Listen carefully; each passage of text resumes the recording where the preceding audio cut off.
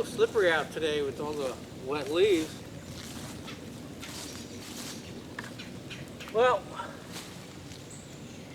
let's go ahead and do a little cutting with the Echo. Also have my new felling belt on. I'm not felling today, but it's always nice to have the axe. I always found myself sticking in a tree or laying it down and having to go back and forth.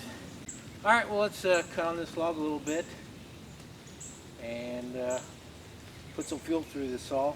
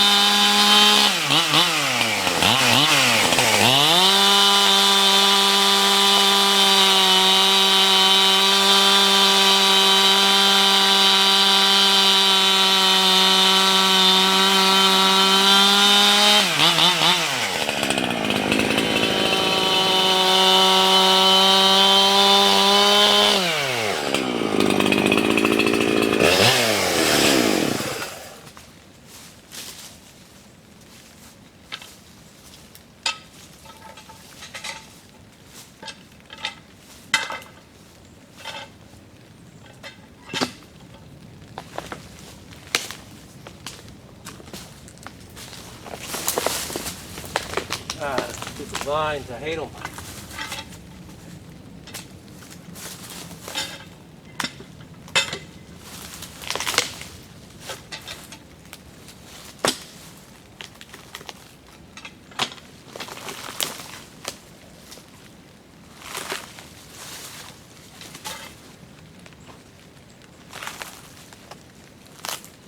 Okay. Now, some of you might be saying your chain's not that good. I'm not saying it's the best in the world, but it's pretty good. This wood is hard.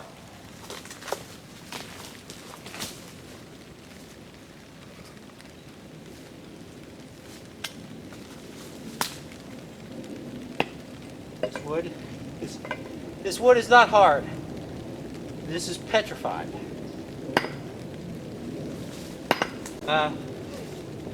I don't know why, but the ash trees around here, after they're standing dead, I guess it's just the moisture content, they just get extremely hard.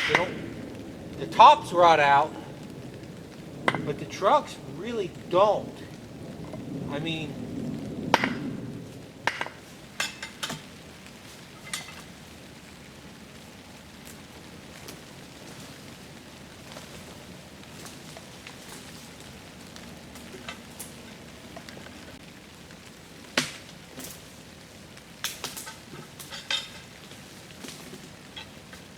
there we go.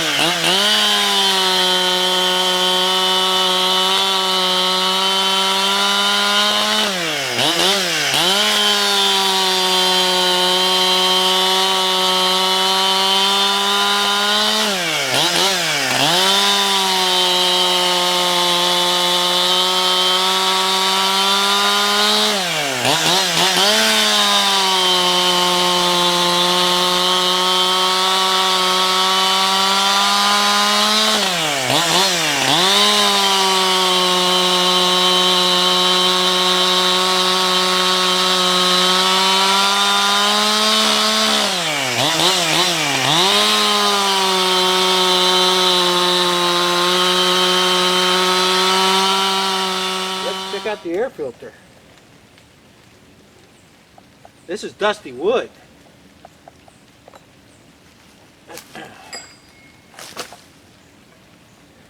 I'll bring the saw up to the camera.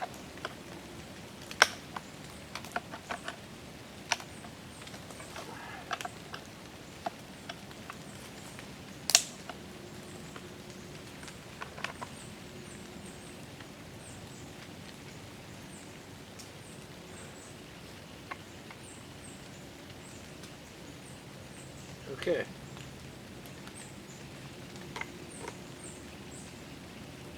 There's, I don't see any dust at all. The top cover has this tiny amount. Of course, this is just one tank, but even after one tank, while I love the 500i, the filter had a decent amount of dust on it. I mean, a very noticeable amount.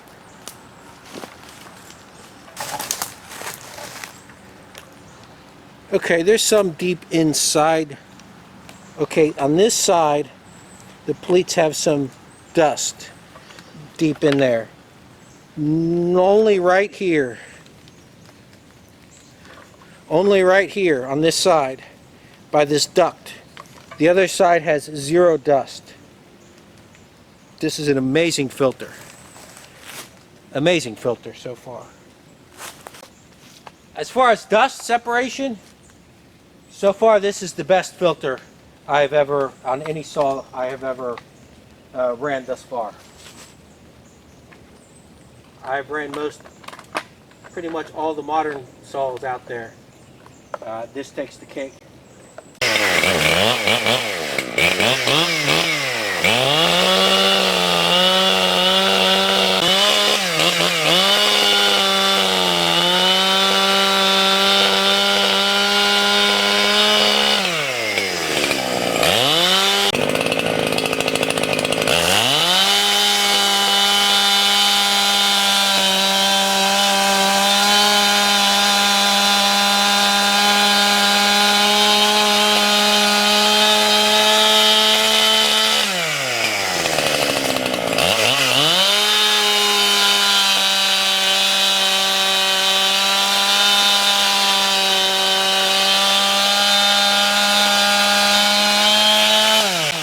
This is what I cut.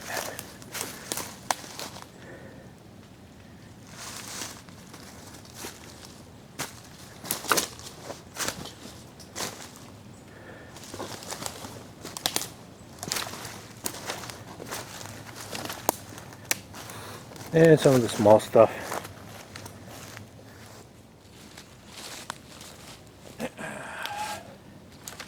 So what are my initial thoughts on this saw after about a tank in? Let's see. Would I buy this saw if I was looking for something in this displacement range, and say I had enough money to buy whatever saw I wanted? 462, 500i, 572 XP. I would say the closest real competitor to this is probably the Husqvarna 572. Power-wise, they feel about the same to me. I'm sure in cut times, other people demonstrated that they're not. But out here cutting firewood, cutting these logs up, I'm not really going to, as a firewood cutter, I would think as most firewood cutters, not really notice that difference. Obviously the bar wasn't buried. With it buried, you're going to probably notice that difference. But really, I'm impressed so far. It's a hell of a deal. It has the best filtration, period, as far as keeping dust out, period. I don't see that changing. This is the dustiest wood I have to cut.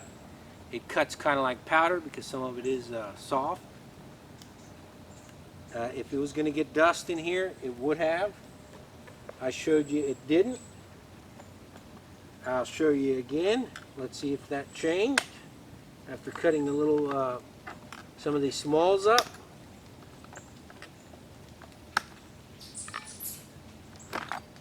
It did not. It changed nothing.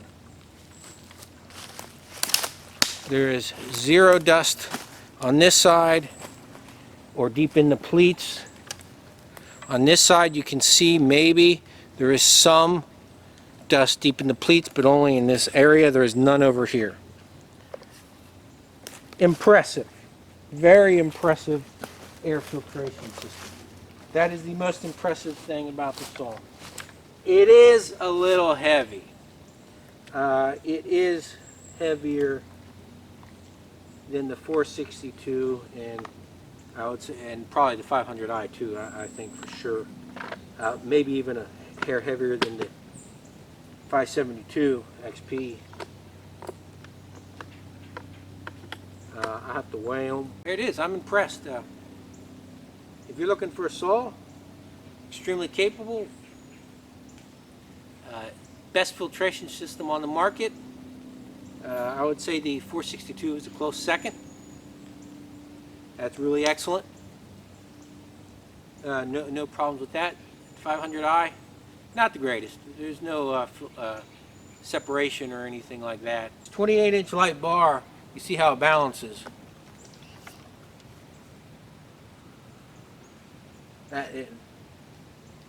You know, sometimes when you make a saw too light, it throws the balance off.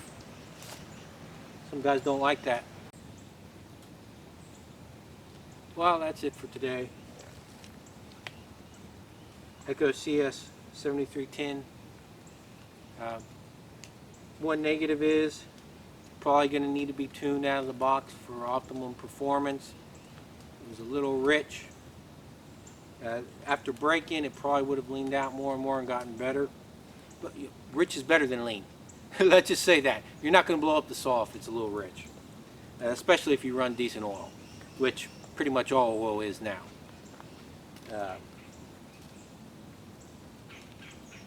2 thumbs up. That's all I have to say.